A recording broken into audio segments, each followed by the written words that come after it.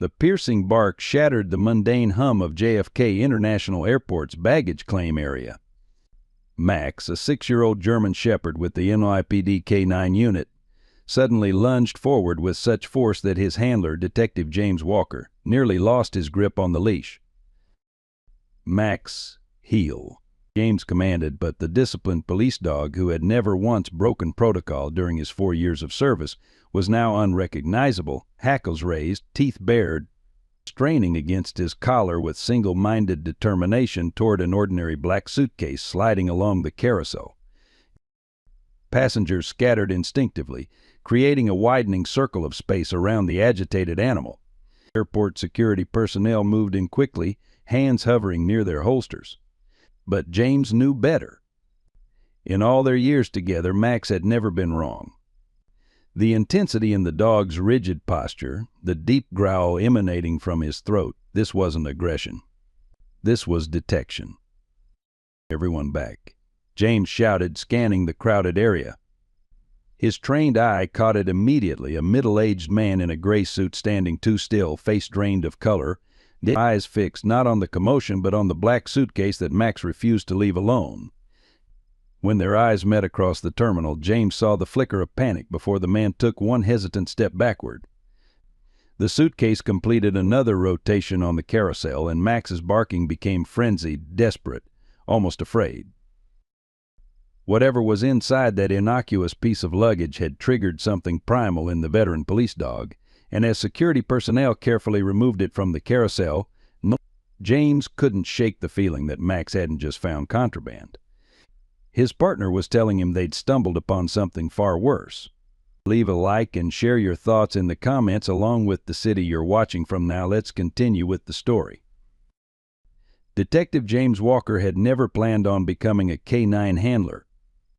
At 42, the lines etched into his weathered face told stories of 20 years in law enforcement, the last 15 haunted by the unsolved murder of his younger sister, Caroline. The gold wedding band he still wore 3 years after losing his wife to cancer remained his only personal adornment.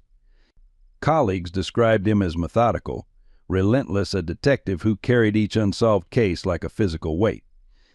His superiors recognized his effectiveness but worried about his inability to let go, especially when cases echoed Caroline's murder.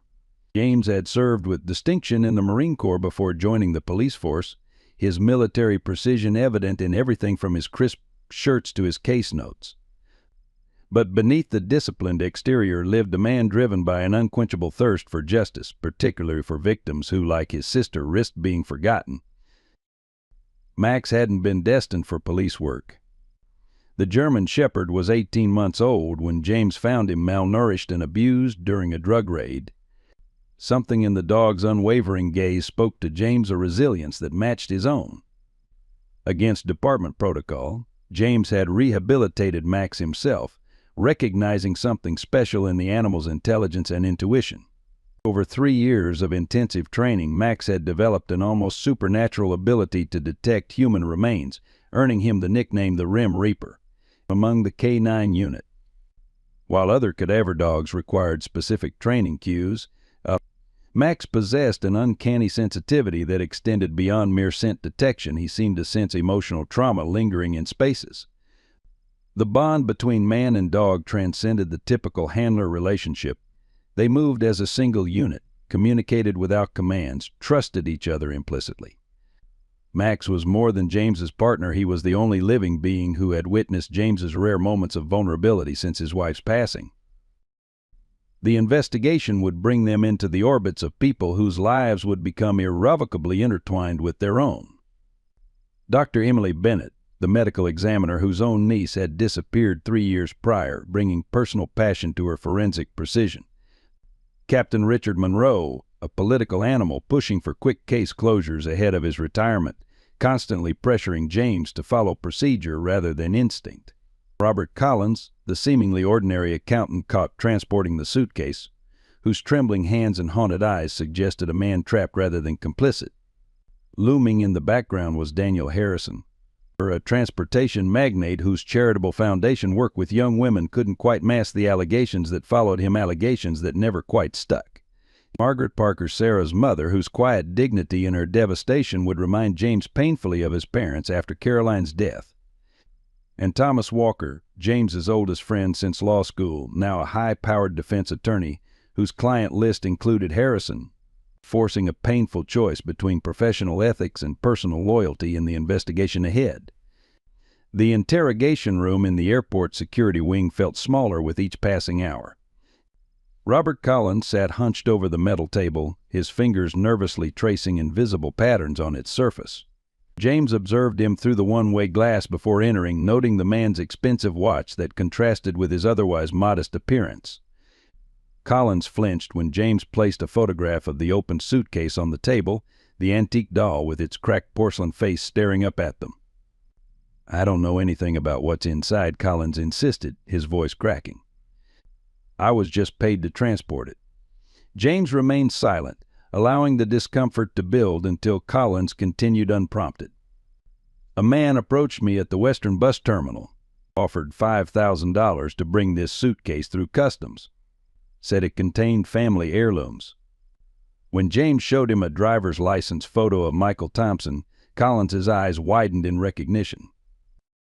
"That's him, the man who gave me the suitcase." But something was off about him. He moved stiffly like he was injured or ill.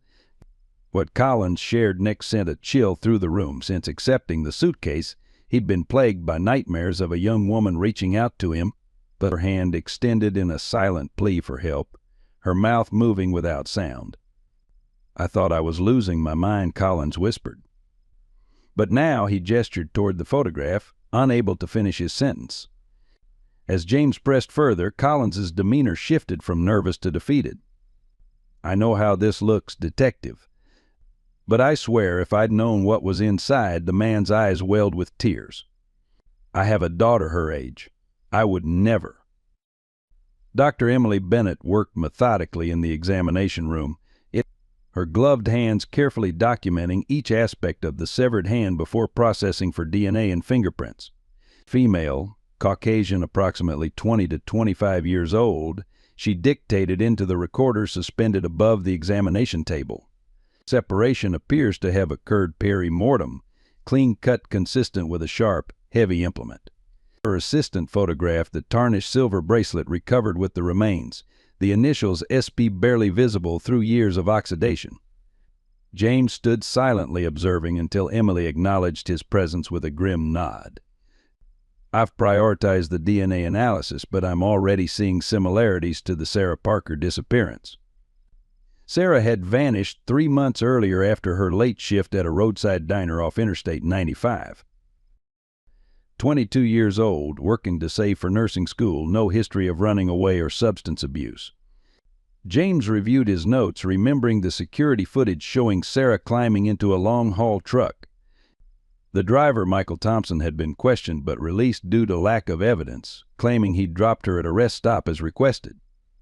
2 months later, Thompson died when his truck veered off a bridge during a rainstorm at 1:30 a.m.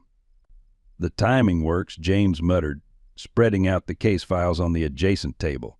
His phone vibrated Captain Monroe demanding progress. James texted back a brief update before returning to Emily. "Time of death?" She frowned, examining tissue samples under the microscope. "Based on decomposition rate, I'd estimate 3 to 4 weeks, but..." She hesitated. "Something's not right. The preservation is unusual. I need to run more tests." James's attention shifted to the doll, now sealed in an evidence bag. "And this?" Emily's expression darkened. "Antique German porcelain, probably 1920s. Someone modified it specifically to conceal the hand. This wasn't opportunistic, it was planned." As James prepared to leave, Emily called after him. "James, the wound patterns, they remind me of 3 other unidentified remains in our system."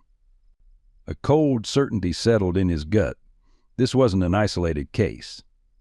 James returned to his apartment, well after midnight, Max padding quietly beside him.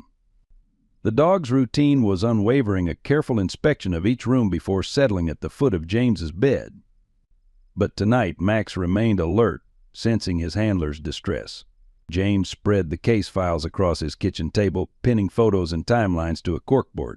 Sarah Parker's smiling face looked out from her college ID photo, brown hair, bright eyes, a hopeful expression so reminiscent of Caroline that James had to look away. The similarities were undeniable, both young women with promising futures, both vanishing without witnesses, both connected to isolated locations. As he reviewed Thompson's accident report, inconsistencies emerged. No skid marks indicating braking. No mechanical failures. Toxicology initially overlooked due to the obvious nature of the accident. James made a note to request a full panel. His phone rang Captain Monroe again. "Walker, I'm reassigning the case to Henderson." James's grip tightened on the receiver. "Sir, with respect, this isn't a request, Walker. You're too close to this one. The similarities to your sister are precisely why I should lead the investigation." The ensuing silence stretched painfully before Monroe sighed. "You have 72 hours to show progress before I make the transfer official." James hung up, turning back to the board where he'd just added a new element, a newspaper clipping about Daniel Harrison's transportation company, which had employed Thompson for 8 years. Witness statements from the diner mentioned a wealthy regular who had repeatedly harassed Sarah, a man matching Harrison's description who always arrived in a company car with a sign. Personal driver, though never directly named. The description and timing aligned perfectly. James stepped back, the larger pattern emerging before him. Caroline, Sarah, how many others? Max whined softly, nudging his hand as if sensing the ghosts gathering around them. "I know, boy," James whispered, scratching behind the dog's ears. "We'll find her." But a voice in the back of his mind, the voice that had haunted him since Caroline, whispered back, "You'll find what's left of her. And even that won't be enough." Margaret Parker's modest suburban home stood frozen in time, a shrine to the daughter who never returned. James removed his hat as she welcomed him inside, Max waiting obediently in the car. Framed photographs lined the entryway, chronicling Sarah's life from gap-toothed elementary school portraits to her college graduation. "She worked so hard for that degree," Margaret said, noticing his gaze lingering on the image of Sarah in cap and gown. "Business administration. She only took the diner job to save for nursing school." She led him to a living room where 3 months' worth of newspapers sat in neat stacks, each containing any mention, however small, of her daughter's case. James recognized the behavior. His parents had done the same after Caroline disappeared. When he carefully placed the evidence bag containing the silver bracelet on the coffee table, Margaret's composure crumbled. "That's hers," she whispered, not touching it but leaning forward as if it might somehow still contain her daughter's warmth. "A 16th birthday gift. She never took it off." James gently explained the circumstances of its discovery, omitting the more gruesome details. Margaret listened with the stoic dignity of someone already acquainted with worst-case scenarios. "I knew she wasn't coming back," she said finally. "A mother feels these things." She disappeared into Sarah's untouched bedroom, returning with a small leather-bound journal. The police took her phone, her laptop, but they missed this. James accepted the diary, opening to pages where Sarah had documented increasing harassment from a customer she referred to only as DH. The final entry, dated 3 days before her disappearance, read, "DH waited in the parking lot again tonight. Said he could make or break my future. I'm scared to tell anyone who would believe me against someone like him." As James prepared to leave, Margaret clutched his arm. "There's something else," she confessed. "Since Sarah disappeared, strange things have been happening. Items moving, lights turning on. Last week I found her favorite mug filled with hot coffee on the counter when I woke up." She looked away, embarrassed. "The police think I'm just a grieving mother imagining things." "Maybe I am. But sometimes I swear I can feel her in this house, Detective Walker. Like she's trying to tell me something." The landlady's keys jangled as she unlocked the door to Sarah's former room in the old converted dormitory. "Nobody stays here long anymore," she explained, stepping aside to let James and Max enter. "They all complain about the same things, nightmares, feeling watched, waking up unable to move." The small room was sparsely furnished, a twin bed, desk, and dresser filling the limited space. Max entered cautiously, his usual confidence replaced by uncharacteristic hesitation. The dog circled the room before stopping abruptly near the bed, a low whine building in his throat. James followed, crouching to examine what had caught the dog's attention.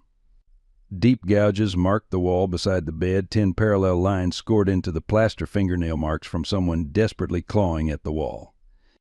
These weren't here when she lived here, the landlady insisted, crossing herself. The girl who stayed after her chin, I think her name was, she left in the middle of the night. Said someone was sitting on her chest every night, watching her. James ran his fingers over the marks, measuring their height and angle. They matched the reach of someone lying on the bed, arm extended. As he stood, a cold sensation washed over him, raising goosebumps despite the stuffy warmth of the room. Max pressed against his leg, trembling slightly, something James had never witnessed from his fearless partner. "Has anyone else reported seeing a young woman around the property? Maybe someone who resembles Sarah?" The landlady hesitated. "The security guard mentioned something last month. Said he saw a girl walk in the halls after midnight, long brown hair, white shirt. When he called out, she disappeared around a corner. He quit the next day." James took photographs of the scratch marks and collected trace evidence, though he doubted they would yield actionable results.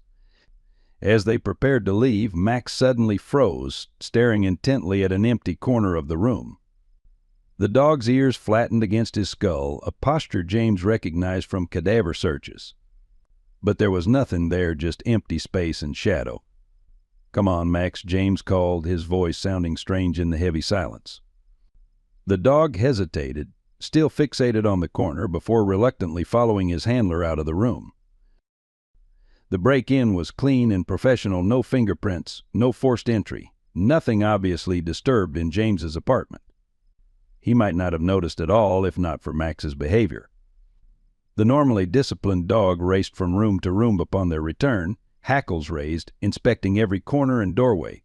James drew his service weapon, following the dog's lead through the familiar space that suddenly felt violated. Nothing appeared to be missing. His case files remained untouched on the kitchen table. But taped to his bathroom mirror was a newspaper clipping he hadn't seen before, an obituary for Michael Thompson, with the words "accidents happen" written across it in red marker. He carefully preserved the note as evidence, then began a methodical sweep for listening devices or cameras. He found nothing, which somehow felt more unsettling than confirmation of surveillance. An hour later, as James sat reviewing security footage from his building's lobby, Max's behavior changed again. The dog positioned himself protectively between James and the apartment door, growling low in his throat. James muted the television, listening intently. Footsteps in the hallway paused outside his door, followed by the soft sound of paper sliding underneath. Drawing his weapon again, James approached cautiously. A plain white envelope lay on the floor, his name typed on the front. Inside was a single photograph, James leaving Sarah Parker's house earlier that day, in a handwritten note. "Some questions are better left unasked, Detective Walker."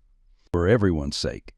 James stared at the photograph, noting the high angle and distance that suggested professional surveillance equipment.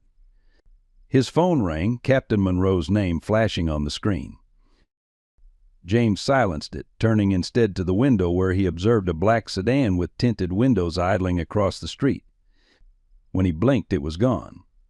Whether real or imagined, the message was clear: someone wanted him off this case, which only strengthened his resolve to pursue it. Max remained vigilant at his side, sensing danger that couldn't be seen but was palpable in the stillness of the apartment. In that moment, James knew with certainty that he had stumbled into something far larger and more dangerous than a missing persons case.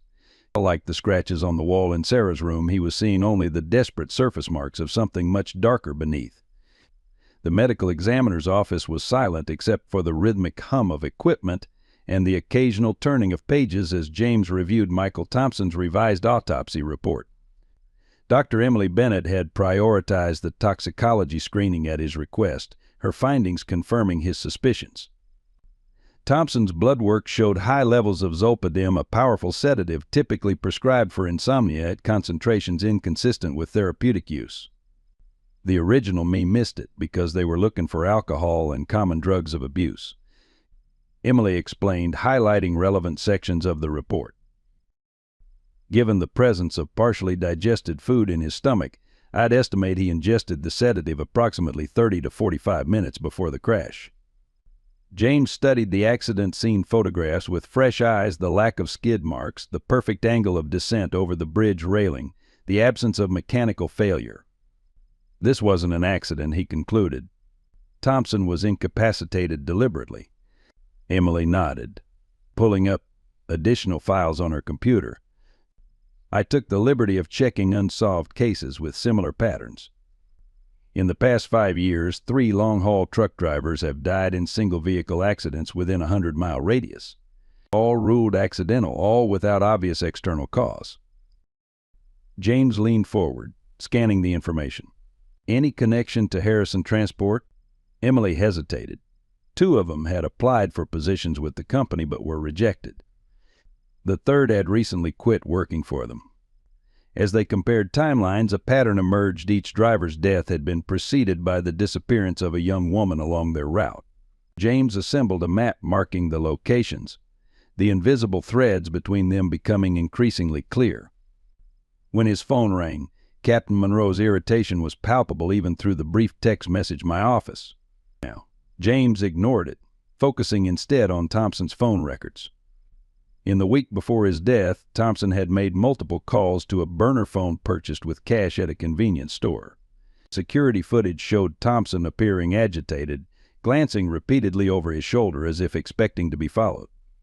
He knew something, James murmured. Whatever it was got him killed. As Emily continued cross-referencing data, James received an email that made his blood run cold. Sarah Parker's DNA had been officially confirmed from the severed hand.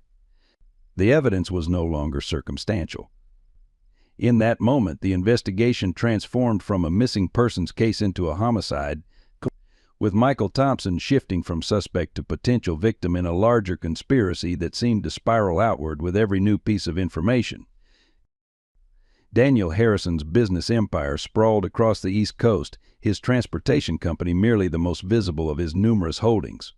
From his office overlooking the harbor, James could see Harrison Transport's fleet of trucks lined up at the loading docks, their distinctive logo gleaming in the afternoon sun. "Mr. Harrison is currently unavailable," his executive assistant repeated for the 3rd time, her professional smile never wavering. "He's attending a conference in Singapore and won't return until next week." James left his card anyway, knowing Harrison would never call. Back at the precinct, he assembled a task force to dig deeper into Harrison's background, assigning officers to investigate his financial records, travel history, and personal connections. The pattern that emerged was disturbing. Over a 12-year period, 7 young women had filed harassment complaints against Harrison, all eventually withdrawn. 5 former employees had attempted to sue for wrongful termination after reporting inappropriate behavior. All cases settled out of court with non-disclosure agreements. Most concerning were the geographical connections. Harrison's travel schedule overlapped with the disappearances of 4 women in the past 3 years, including Sarah Parker. He was a regular at the diner where she worked, Officer Rodriguez confirmed, reviewing witness statements. Always requested her section, always stayed until closing. Despite the mounting circumstantial evidence, there was nothing concrete enough for an arrest warrant. Harrison's team of lawyers had constructed an impenetrable shield around him, designed to deflect precisely these types of allegations. James's breakthrough came from an unexpected source. Harrison's former chauffeur, now working as a parking attendant after being fired for insubordination. The man described late-night drives to remote locations where Harrison would meet with business associates.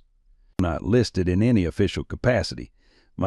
"There was one night I'll never forget," he told James, voice lowered despite the empty parking garage where they met. "About 4 months ago. Mr. Harrison had me drive him to that diner off I-95. He was furious about something, kept making phone calls. When we arrived, he told me to wait in the car. He went inside for about 20 minutes. When he came out, he was smiling. Said something like problem solved into his phone. The date matched Sarah's last shift before her disappearance. As James compiled the evidence for a search warrant, notification came through that Harrison had abruptly left Singapore, his private jet filing a new flight plan to Bangkok. The timing was too perfect to be coincidental. Somehow Harrison had been tipped off about the investigation. The small conference room at the Waldorf Astoria felt impossibly tense as James faced Thomas Walker across the polished mahogany table. Their 30-year friendship from boyhood neighbors to college roommates now strained to breaking point by the manila folder James slid across the surface. "You're representing him," James stated flatly, not a question but an accusation. Thomas didn't touch the folder. "Client confidentiality, James. You know I can't discuss Harrison with you." The attorney looked tired, the circles under his eyes suggesting sleepless nights that matched James's own. "This isn't about attorney-client privilege, Tom. This is about 6 missing women, possibly more. This is about Sarah Parker's hand being smuggled through JFK in a child's doll." Thomas flinched slightly but maintained his professional composure. "If you have evidence, file charges. Otherwise, this conversation is inappropriate." James leaned forward, lowering his voice. "Do you remember what you said at Caroline's funeral? That if you ever had the chance to help catch someone like her killer, you'd do whatever it took." Thomas stood abruptly, straightening his custom suit. "That's not fair, James. None of this is fair. Sarah Parker was 22 years old. She wanted to be a nurse." The silence stretched between them, decades of shared history crashing against the immovable object of professional ethics. Finally, Thomas gathered his briefcase. "I have to go. I'm due in court." At the door, he paused without turning around. "Check Harrison's connection to Eastland Shipping. That's all I can say." He left James sitting alone, contemplating both the fractured friendship and the unexpected lead. The investigation took another unexpected turn that evening when James received a call from Robert Collins, his assigned attorney. Collins had attempted suicide in his holding cell, leaving behind a handwritten confession claiming sole responsibility for Sarah Parker's death. James rushed to the hospital where Collins was under guard, recovering from his wounds. The confession made no sense. Details were wrong, timeline impossible, motivation absent. When Collins regained consciousness, his first words to James confirmed what he already suspected. "They have my daughter. Said they'd send her back in pieces if I didn't sign that paper." Collins's hands trembled as he gripped James's sleeve. "I need to tell you something. I'm not who you think I am." He took a shuddering breath. "My real name is Robert Parker. I'm Sarah's father."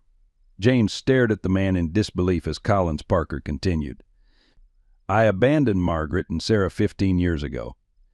Couldn't handle the responsibility, started drinking. By the time I got myself together, Margaret had changed their names, moved away." Tears streamed down his weathered face. "I've been searching for them for years. When I finally found Sarah working at that diner, I couldn't bring myself to approach her. Just watched from a distance, trying to work up the courage. The revelation transformed everything. Collins wasn't a random courier, but a father unknowingly carrying his own daughter's remains. I recognized her bracelet in that photograph you showed me," he whispered. "The one I gave her for her 16th birthday before I left. That's when the nightmares started making sense. She's been trying to tell me something, Detective. My daughter is trying to reach me from beyond the grave." The international manhunt for Daniel Harrison unfolded across Southeast Asia with methodical precision. Interpol agents in Thailand confirmed that Harrison had stayed at the peninsula Bangkok for exactly 48 hours before vanishing again, leaving behind laundered clothes and a generous tip for housekeeping. James coordinated with local authorities from his makeshift command center in the precinct, walls now covered with photographs, timelines of phone and string connecting seemingly disparate elements of the case. "He's following a pattern," James explained to the assembled task force, tracing Harrison's movements on a large map. 48 hours in each location, never using credit cards, always staying at 5-star hotels using different aliases. Singapore, Bangkok, Phnom Penh, Each stop meticulously planned, each departure timed to stay ahead of authorities. "He's not running scared," Captain Monroe observed, surprising James with his support after initially opposing the international scope of the investigation. "This is practiced, rehearsed." Financial analysts uncovered a complex network of offshore accounts that had been activated in sequence as Harrison moved, funds transferring through shell companies registered in tax havens across the globe. The sophistication suggested long-term planning rather than a panicked escape. When facial recognition software identified Harrison at a private airfield in Cambodia, he wasn't alone. Security footage showed him accompanied by a well-dressed man identified as Lawrence Eastman, CEO of Eastland Shipping. Thomas Walker's cryptic hint suddenly gained significance. Further investigation revealed that Eastland's cargo ships regularly transported Harrison transport containers through international waters with minimal customs scrutiny, thanks to high-level connections in multiple governments. "We're not dealing with a lone predator," James told Emily Bennett as they reviewed the expanding evidence board. "This is organized with infrastructure and protection." Emily nodded grimly, sliding a folder toward him. "And Sarah Parker wasn't his first victim. DNA comparison found matches to 3 cold cases in our database. All young women reported missing near Harrison transport routes over the past decade." James studied the photographs, different women with different backgrounds, connected only by their disappearances and now by the man who had employed their likely killers.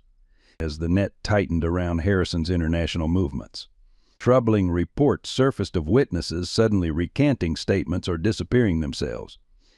Someone with considerable resources was actively obstructing the investigation, reaching across borders to eliminate threats. Harrison's carefully constructed escape route suggested not only extensive planning but also inside knowledge of law enforcement procedures. Someone was feeding him information. James ordered a communications blackout for the task force, limiting case details to in-person briefings only.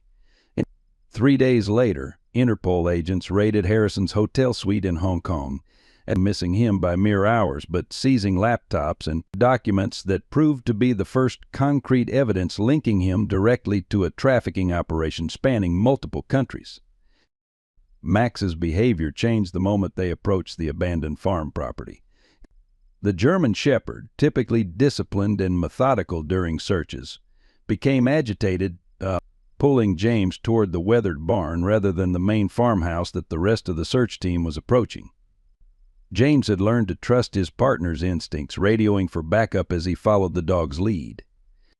The property had emerged as a location of interest after financial records showed Harrison had purchased it through a shell company 5 years earlier, despite it having no apparent connection to his business operations. The barn's exterior appeared unremarkable, its red paint faded and peeling, but Max circled the concrete floor with growing intensity, scratching at a specific section near the back wall. "We need ground-penetrating radar here," James called to the forensic team, marking the area with spray paint.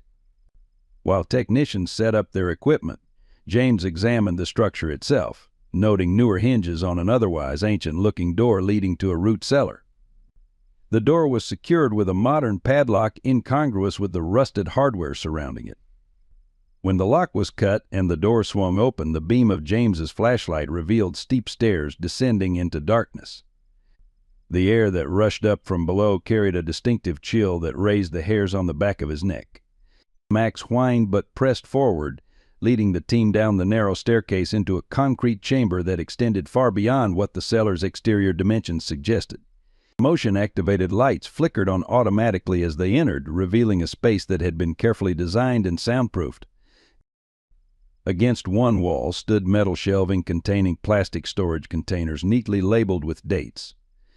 The forensic team worked methodically, photographing everything before disturbing the scene.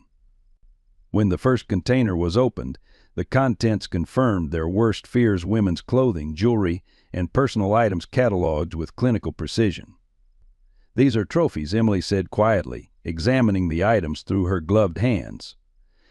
James recognized a blue scarf from one of the earlier missing persons reports, carefully preserved in its container. The methodical storage suggested a collector rather than a disorganized killer, someone who revisited these items regularly.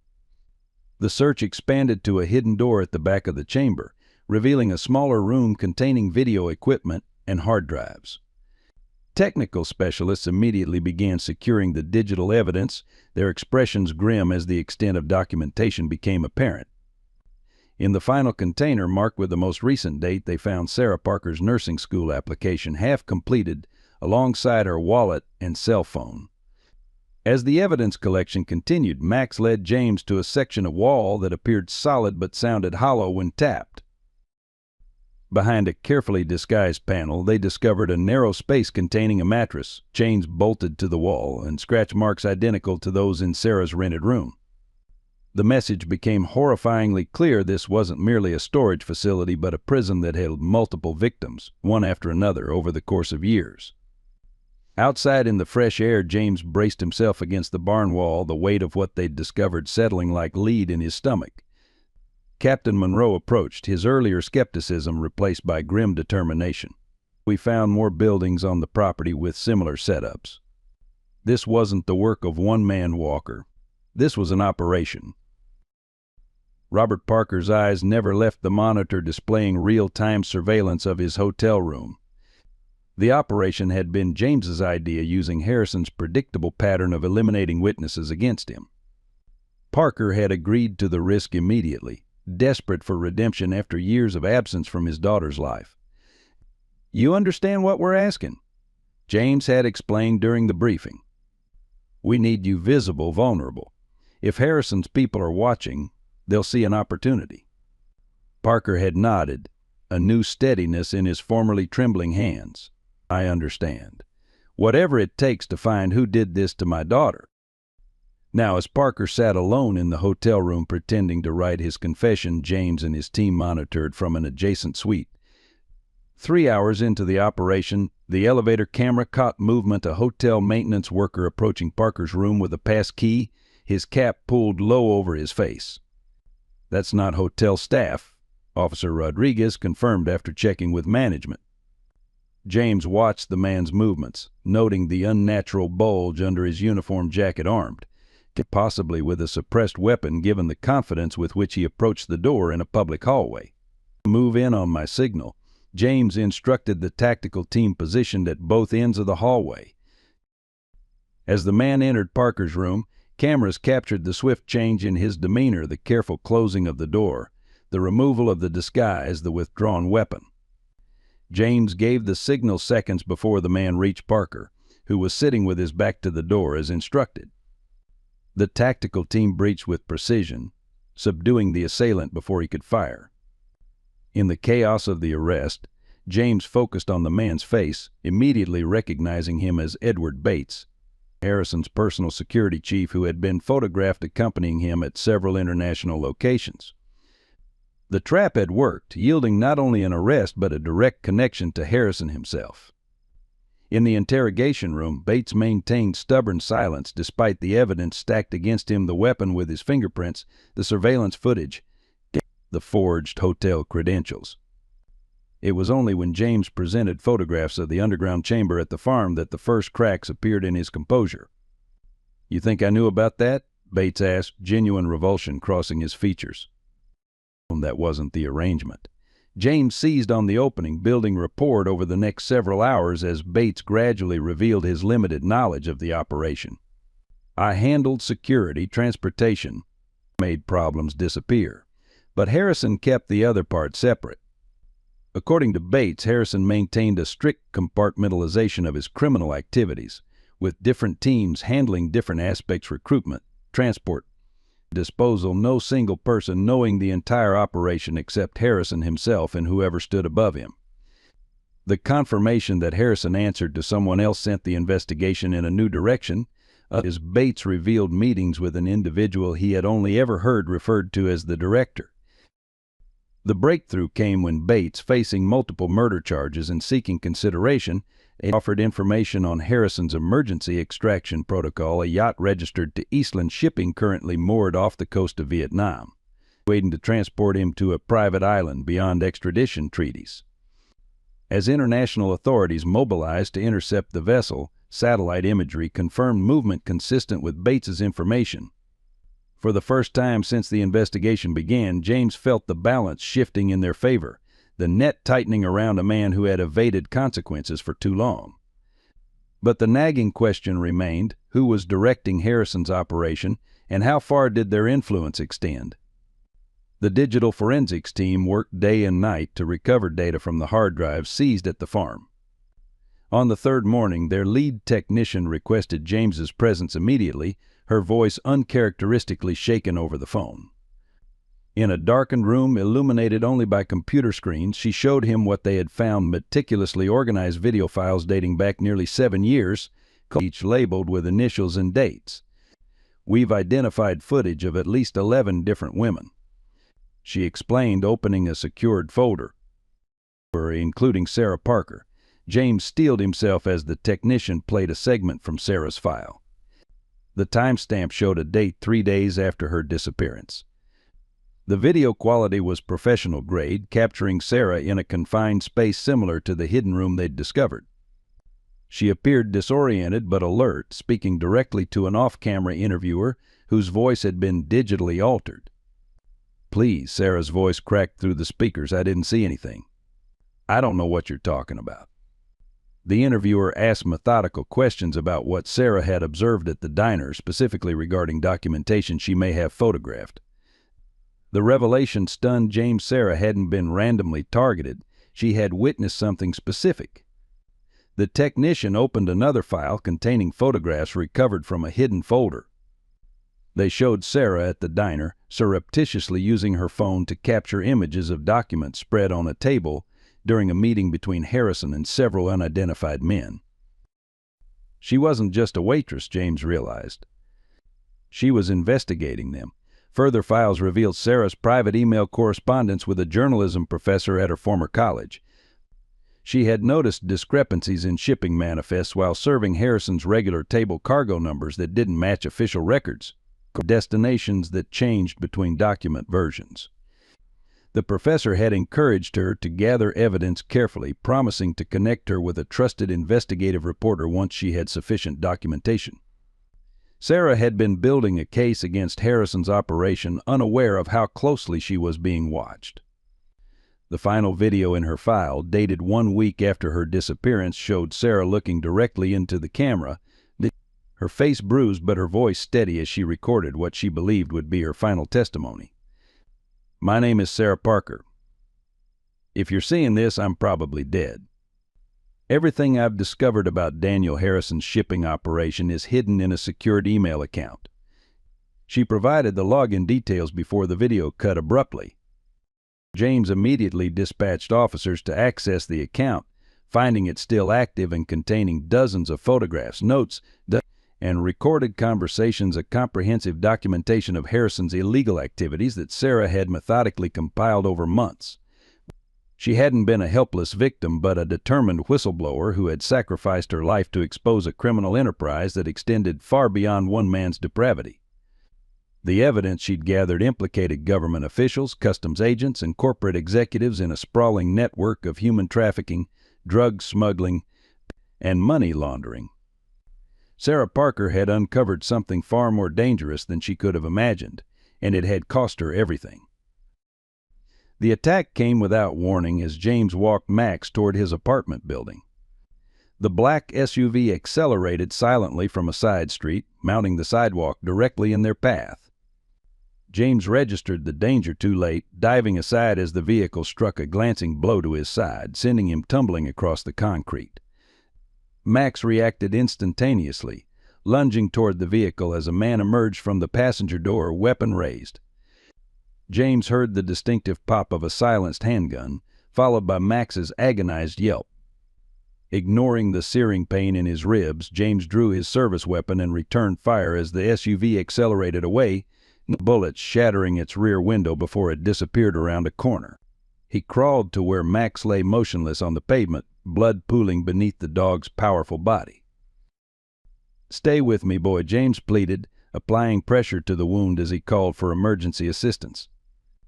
The veterinary trauma team worked on Max for 4 hours while James paced the waiting room, his own injuries bandaged but forgotten in his concern for his partner. The bullet missed his vital organs, the veterinarian finally reported, but he's lost a significant amount of blood. The next 48 hours will be critical. As Max was transferred to intensive care, James received a call from Captain Monroe. "Walker, what the hell happened?" Before James could respond, Monroe continued, "Never mind. You're off the case, effective immediately." James protested, but Monroe's decision was final. "This isn't a request, it's direct from the commissioner. There's a conflict of interest investigation pending against you." The accusation blindsided James. Someone had filed a formal complaint alleging he had tampered with evidence to frame Harrison, citing past trauma from his sister's unsolved murder as motivation for a vendetta. His service weapon and badge were surrendered pending internal review, his access to the precinct restricted. The orchestrated attack effectively sidelined him at the critical moment when Harrison's operation was most vulnerable. From his hospital bed, Robert Parker watched the news coverage of James's suspension with growing dismay. "They're shutting down the investigation," he told Margaret, who had reluctantly agreed to meet with her ex-husband after learning of his cooperation with the police. "All because we were getting too close." Margaret studied the man she had once loved, the father who had abandoned their daughter. His face bore new lines carved by grief and regret, his eyes haunted by the same loss that hollowed her own. "Sarah always was stubborn," she said quietly. "Just like you. It was the closest thing to forgiveness she could offer." Parker reached tentatively for her hand, surprised when she didn't pull away. "I keep thinking about what she discovered," he said. "How brave she must have been. All those years I wasn't there to see the amazing woman she became." Margaret's tears fell silently as she shared stories of the daughter he had missed, her determination, her compassion, her dream of helping others. Through their shared grief, a fragile connection formed between two people who had loved and lost the same remarkable young woman. As daylight faded outside the hospital window, they began planning how to continue what Sarah had started, determined that her sacrifice would not be in vain, even as official channels abandoned the pursuit of justice. The memorial service for Sarah Parker and the other identified victims drew hundreds of attendees to the lakeside park where Sarah had often studied. James attended in civilian clothes, still suspended but unwilling to miss the opportunity to honor the young women whose cases had consumed his waking hours. Max remained in veterinary intensive care, his condition stabilized but recovery uncertain. The families of victims sat in a reserved section near the front, mothers, fathers, siblings united by an unimaginable loss. White roses were distributed, one for each confirmed victim and additional flowers for those still missing. Margaret Parker stood at the podium, her quiet dignity commanding attention as she addressed the gathering. "My daughter Sarah was not just taken from us," she began, her voice steady despite her grief.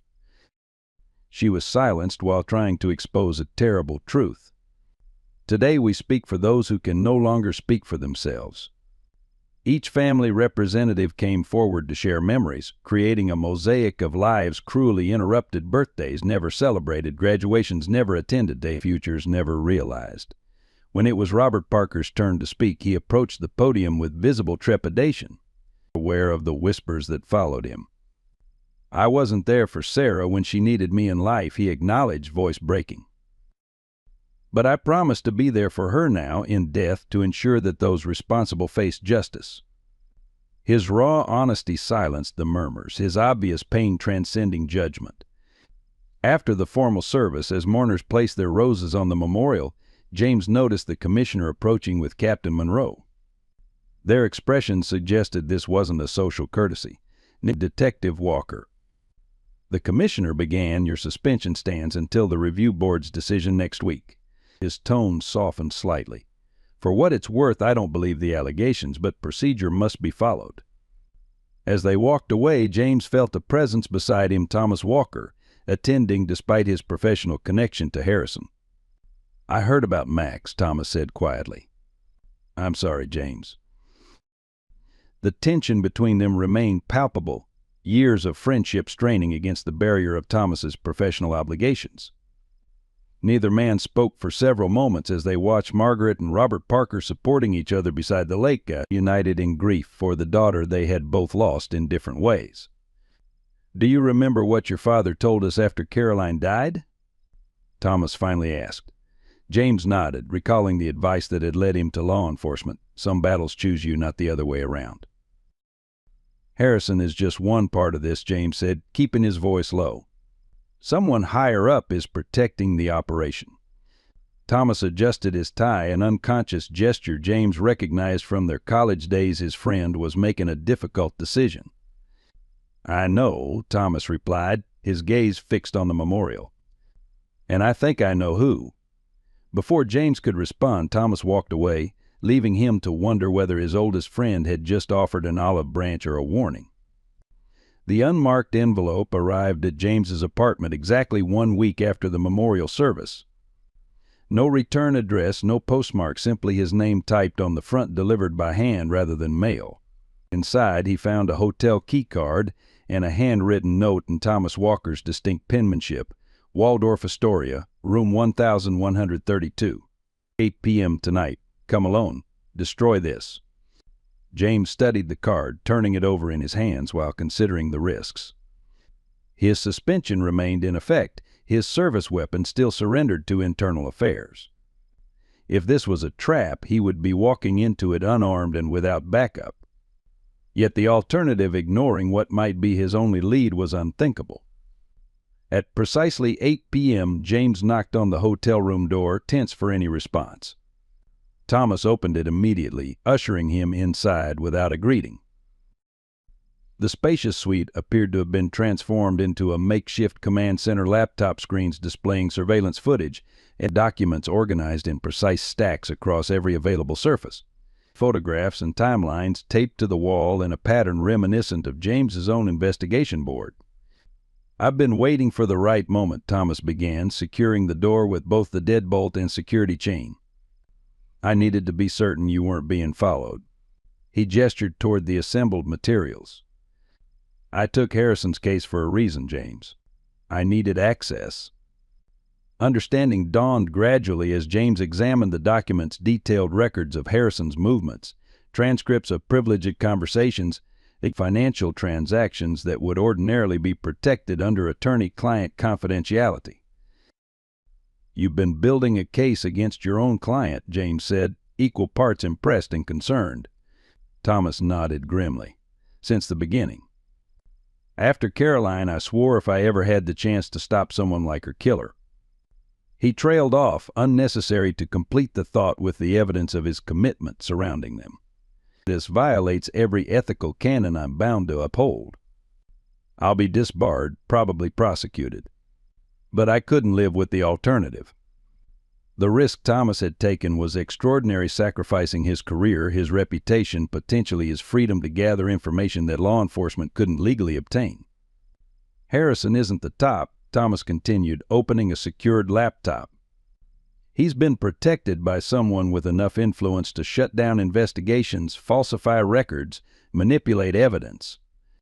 He pulled up a series of photographs showing Harrison meeting with Lawrence Eastman of Eastland Shipping, their conversation clearly photographed through a long-range lens. Harrison reported directly to Eastman, but even he was receiving orders. Thomas revealed the final photograph, Eastman deferentially greeting a distinguished older man exiting a private elevator. "Senator William Blackwood," James breathed, recognizing the powerful chairman of the Senate Transportation Committee. The implications were staggering. A sitting U.S. senator potentially involved in an international trafficking operation. Blackwood's committee oversees port security, customs enforcement, transportation regulations, everything Harrison and Eastman needed to operate without scrutiny. Thomas explained. In exchange, they provided financial support, manufactured evidence against political opponents, and handled personal matters the senator couldn't afford to be connected with. The revelation explained the extraordinary protection Harrison had enjoyed over the years, the way allegations disappeared, investigations stalled, witnesses recanted. It wasn't just money or intimidation, but governmental power being wielded to shield criminal enterprises. "Blackwood is untouchable through normal channels," Thomas said, anticipating James's next question. "But Harrison isn't. He's been in contact with me, seeking assurances about his legal exposure. He's scared, looking for options." Thomas slid a final document across the table, a secured location in rural Virginia where Harrison was currently hiding, awaiting extraction to a non-extradition country. You have 12 hours before he moves again.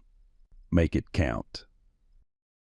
Daniel Harrison's desperation was evident in his disheveled appearance when the joint FBI local tactical team breached the remote hunting lodge before dawn. Gone was the immaculate businessman from countless charity galas and corporate photographs, replaced by an unshaven but hollow-eyed fugitive surrounded by half-packed suitcases and multiple burner phones. He offered no resistance during the arrest, his expression registering resignation rather than surprise. James observed the operation from a command vehicle, still suspended but present as a consultant at the FBI's request based on his intimate knowledge of the case. Harrison's first words upon seeing him were unexpected. "I wondered when you'd find me, Detective Walker. Took you longer than I expected." The initial interrogation yielded little, Harrison retreating behind legal protections and demands to speak with counsel, though specifically not Thomas Walker, whom he now suspected of betrayal. The breakthrough came 36 hours into his detention. When evidence recovered from the lodge was presented, a laptop containing encrypted communications with Eastman detailed records of their operation, and most damning, a video call between Harrison and Senator Blackwood discussing the Sarah Parker problem 3 days before her disappearance. Faced with this evidence and the prospect of multiple life sentences, Harrison's calculated risk assessment visibly shifted. "I want immunity," he stated flatly to the assembled investigators. "Full protection, new identity, relocation." The FBI negotiator began the standard response about considering cooperation, but Harrison interrupted sharply. "You don't understand. If I talk, I'm dead. Blackwood has people everywhere, corrections officers, federal marshals, even your agency." His arrogance had dissolved into genuine fear, his hands trembling slightly as he continued. "I'm not the monster you think I am. I was brought into this gradually, compromised until I couldn't walk away." Over the next 72 hours, Harrison provided a comprehensive account of the operation's evolution beginning 15 years earlier when Blackwood, then a state senator with national ambitions, approached Harrison with a proposition involving custom importation permits for his transportation company. The initial arrangement seemed merely corrupt rather than criminal regulatory shortcuts, inspection exemptions, campaign contributions laundered through shell companies. But Blackwood's demands escalated alongside his political rise, drawing Harrison deeper into a web of blackmail and coercion. "The trafficking operation wasn't my idea," Harrison insisted during his 4th day of testimony. "Eastman approached me about special cargo shipments requiring discretion. By then, Blackwood already had enough to destroy me." Whether Harrison's portrayal of himself as a reluctant participant rather than enthusiastic perpetrator was accurate remained questionable, but his detailed testimony provided something more valuable: a comprehensive map of the entire criminal enterprise, from recruitment to transport to disposal. Most significantly, he provided the location of a private server containing blackmail material Blackwood had accumulated against dozens of officials, ensuring their continued cooperation or silence. When FBI cybersecurity experts accessed the server, they discovered evidence implicating judges, law enforcement commanders, customs officials, and politicians across multiple jurisdictions, the true extent of the corruption that had protected the operation for years. As the investigation expanded, disturbing connections emerged to similar operations in other regions, suggesting a network far larger than initially imagined. Harrison's cooperation offered a rare opportunity to dismantle not just one criminal enterprise, but potentially several interconnected operations exploiting vulnerable victims across national boundaries. Max's condition had stabilized enough for transfer to a veterinary rehabilitation facility, where James visited daily during his continued suspension. The German Shepherd's normally alert posture was compromised by bandages and an IV line, but his tail still managed a weak thump of recognition when James entered the room. The veterinarian was cautiously optimistic about his recovery, though uncertain if Max would regain the physical capabilities required for police work. James spent hours simply sitting beside his partner, sometimes reading case files aloud, but other times silently contemplating how differently events might have unfolded without Max's instinctive reaction to the suitcase that started the investigation. On the third day of Max's rehabilitation, as James was preparing to leave, the dog suddenly lifted his head, ears forward in a posture of alert attention focused on the doorway. James turned to find the hallway empty, but Max's intensity didn't waver, his gaze fixed on a specific point in empty space. The behavior reminded James of their visit to Sarah Parker's former room, when Max had exhibited similar focused awareness of something imperceptible to human senses. The facility's senior veterinarian, observing from the doorway, offered a gentle explanation. Working dogs often have heightened perception. Some detect changes in electromagnetic fields, others respond to subtle environmental shifts we can't perceive. James nodded, though privately wondering if Max's awareness extended beyond scientific explanation into realms he preferred not to contemplate too deeply. Later that evening, following another internal affairs interview regarding his conduct during the Harrison investigation, James returned to his apartment to find an unexpected package delivered to his door, a carved wooden box containing an antique silver whistle engraved with Max's name and badge number. The accompanying note read simply, "For when he returns to duty, --M.P." The gesture from Margaret Parker provided something James had begun to lose during his suspension: hope that both he and Max might eventually return to the work that defined them. That night, reviewing the expanded case files provided by Thomas despite ongoing restrictions on his official involvement, but James noticed a property listing in Harrison's financial disclosures that hadn't appeared in previous records: a remote cabin near the Virginia-West Virginia border, purchased through yet another shell company 7 years earlier. By Ken.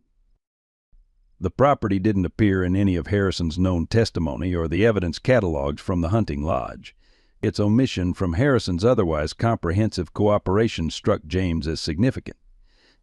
Though still suspended, he forwarded the information to the FBI task force, expecting it to be merely another financial hiding place or luxury retreat.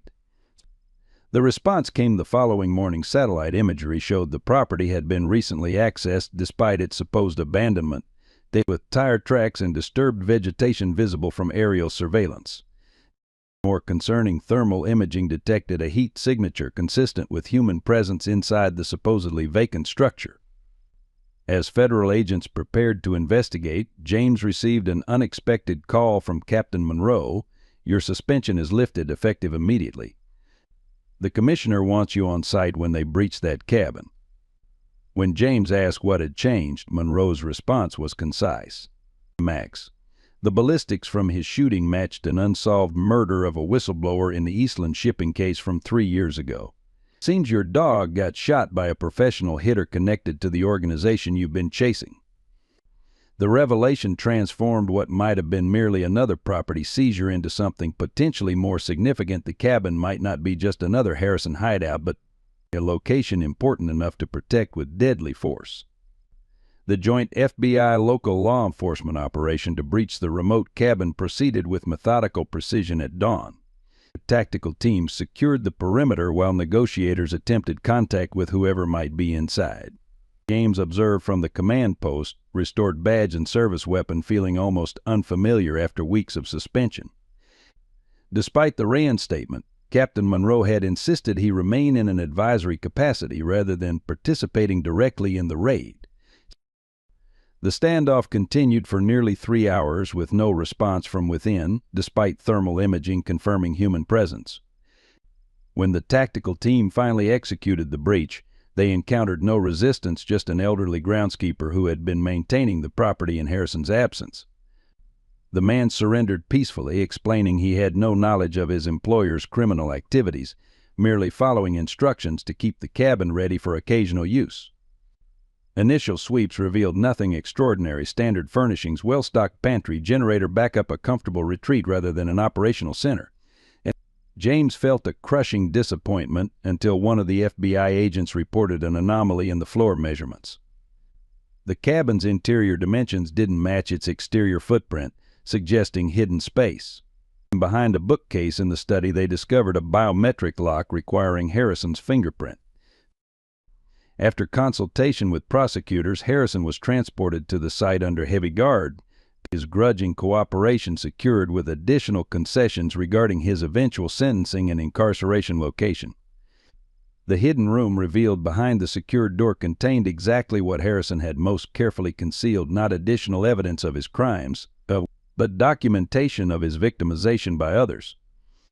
Meticulously organized files detailed how Senator Blackwood had systematically compromised Harrison through a combination of blackmail, bribery, and threats against his family.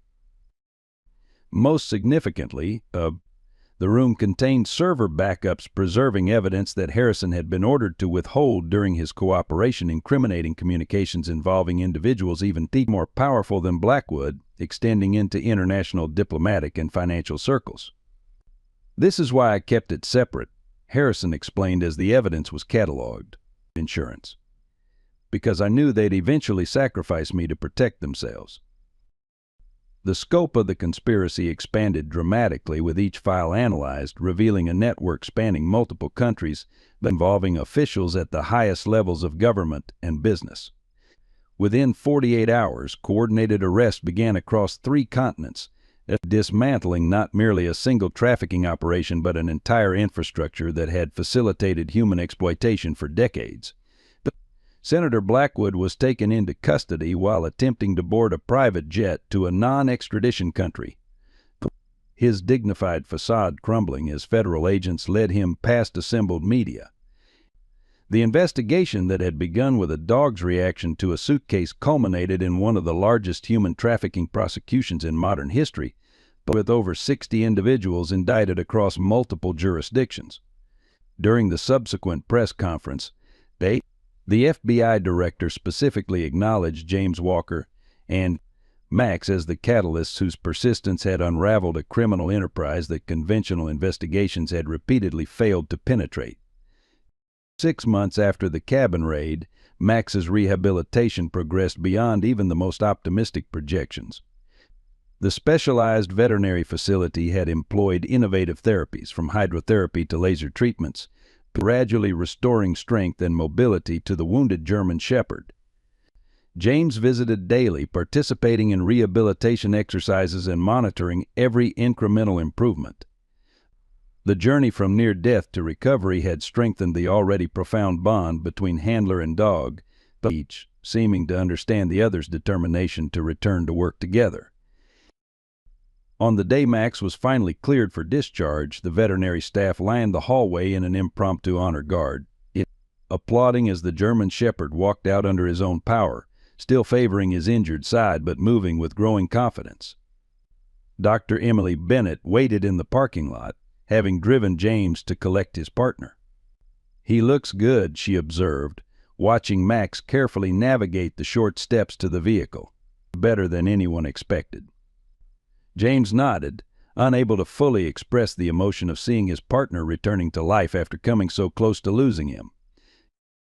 The department approved his return to limited duty, he explained as they drove back to the city.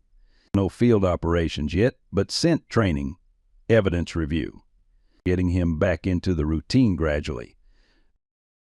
What James didn't mention was his own gradual healing, the nightmares that had plagued him since Caroline's death occurring less frequently now, the obsessive case reviews giving way to occasional evenings spent simply existing without the weight of unsolved crimes pressing upon him. The case had changed him in ways he was only beginning to understand, opening possibilities for a life not entirely consumed by others' tragedies. At police headquarters, Max received a hero's welcome, officers pausing their duties to greet the returning K-9 officer with treats, pats, and the sincere appreciation of colleagues who understood exactly how close they had come to losing him. Captain Monroe had arranged a small ceremony in the briefing room, presenting Max with a special commendation medal that James attached to his service collar. "Not just for the Harrison case," Monroe explained to the assembled officers, "but for every case where his instincts led us to justice when conventional methods failed." James noticed Robert Parker standing quietly at the back of the room, his presence a reminder of all the case had cost and revealed. After the ceremony, Parker approached tentatively, still carrying the weight of his past failures but standing straighter now. A man finding purpose in the wake of tragedy. Margaret and I are starting a foundation, he explained, using Sarah's life insurance money and what I had saved for families of trafficking victims, support services, legal assistance, whatever they need. The initiative represented not merely financial support, but Parker's commitment to honoring his daughter's memory by continuing her work exposing exploitation and supporting survivors. Before leaving, he crouched to gently stroke Max's head, murmuring words too quiet for others to hear, a private acknowledgement between a father and the being who had helped bring his daughter's killers to justice, offering, if not closure, then at least the foundation for healing. The ceremony honoring the task force responsible for dismantling the trafficking network filled the department's largest assembly space. Representatives from multiple agencies gathered to recognize extraordinary service in an investigation that had exposed corruption at the highest levels while recovering dozens of victims still being held in locations identified through Harrison's testimony.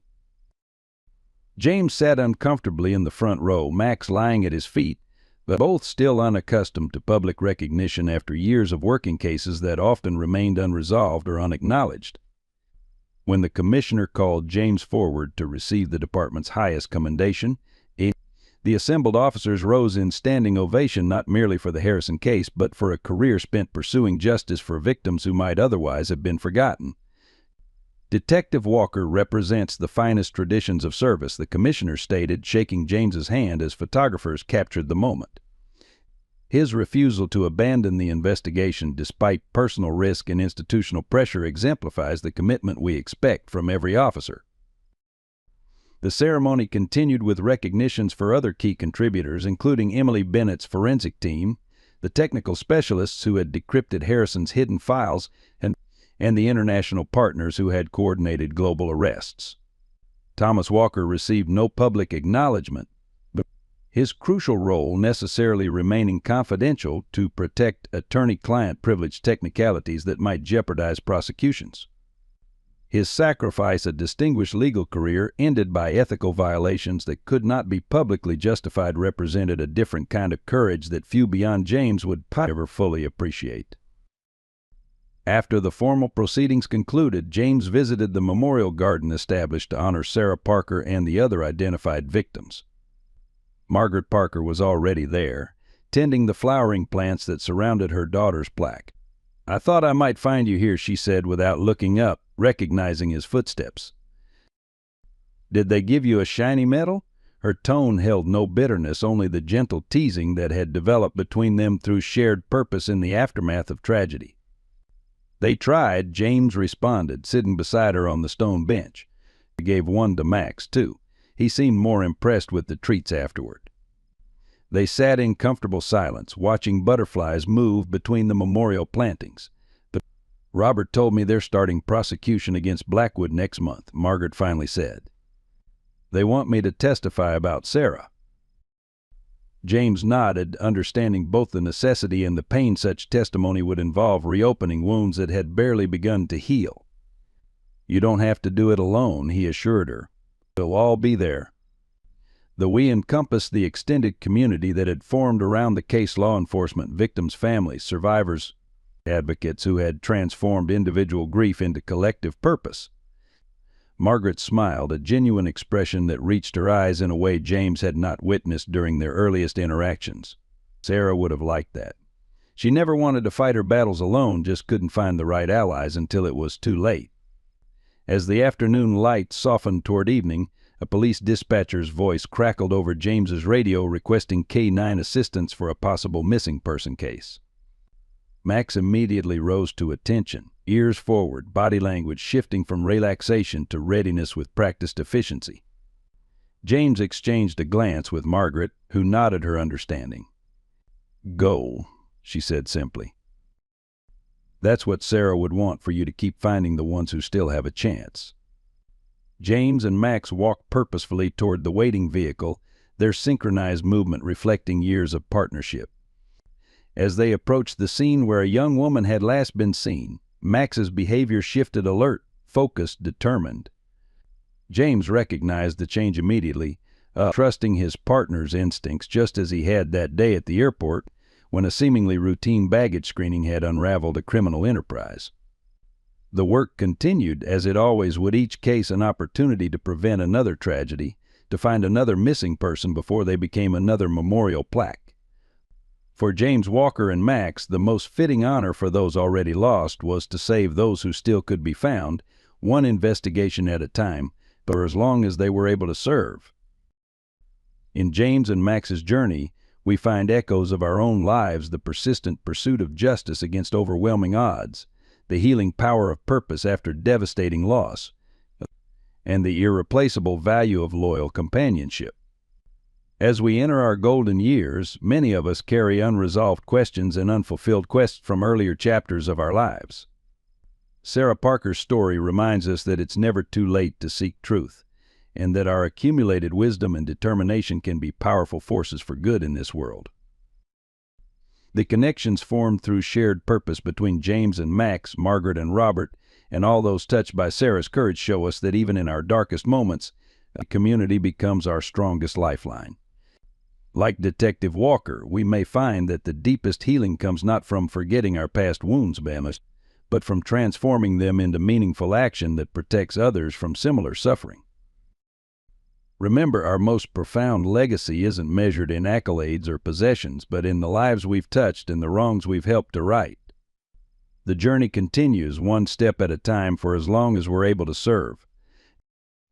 I hope you enjoyed today's story. Subscribe to the channel so you don't miss more stories like this. Leave a like and comment below what you thought of the story. See you in the next video.